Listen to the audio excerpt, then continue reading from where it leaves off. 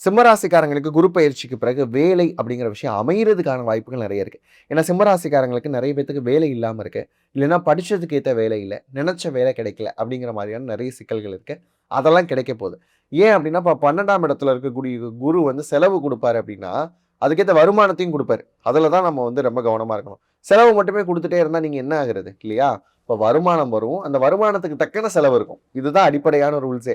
அப்படி பார்க்குறப்ப வேலைய சரியா அமைச்சு குடுப்பாரு. அத பத்திலாம் நீங்க எந்த ஒரு விஷயமும் ஒரி பண்ணிக்க வேணாம். இன்னொன்னு 4ஆம் இடம் அப்படின்னு சொல்லக்கூடிய இடமும் இயங்குது.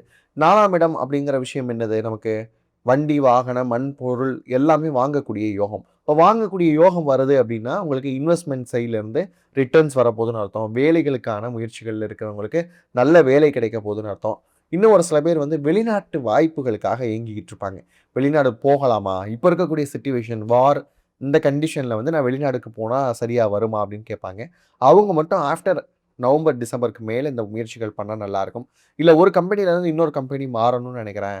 ஒரு ஃபோரம்ல இருந்து இன்னொரு ஃபோரம் போறோம்னு நெனைக்கிறேன். இன்னும் ஒரு சில பேர் வந்து பார்த்தீங்கன்னா, என்னுடைய செக்டாரே நான் மாத்திக்கலாம்னு நெனைக்கிறேன். இந்த மாரியான முயற்சியில இருக்கிறவங்க கொஞ்சம் பொறுமையா இருங்க. ஆஃப்டர் வந்து நவம்பர், டிசம்பருக்கு மேல இந்த மாரியான முயற்சிகள் பார்க்கலாம். இருக்கும் இடத்துல வேலைய தக்க வைக்கிறதுக்கே வந்து நீங்க மிகப்பெரிய போராட்டத்த சந்திக்கிற மாதிரி இருக்கும்.